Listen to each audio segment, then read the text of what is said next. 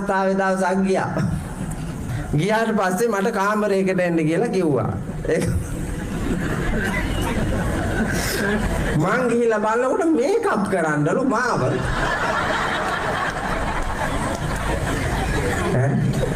මං කිව්වා මහත්තයා මේ වඳුරාමයි. ආයෙක රිලවා කරන්න ඕනන්නේ නැහැ, අස්සයා කරන්න ඕනන්නේ නැහැ. සාකච්ඡාව තියනවා නම් තියන්න. වැඩසටහන කරන්නම් මං කිව්වා.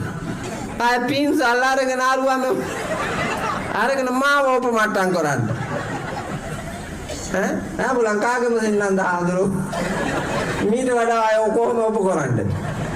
කර්මානුරූපව හම්බෙච්ච මගේ ජීවිතේ මට මිසක් ඒ හින්දා මේ උන්දලට පුදුම මායන් තියෙනවා. ගෙවල් වල ආර්ථිකය දිහා බලන්නේ නැහැ. තමන්ගේ තත්ත්වය දිහා බලන්නේ නැහැ.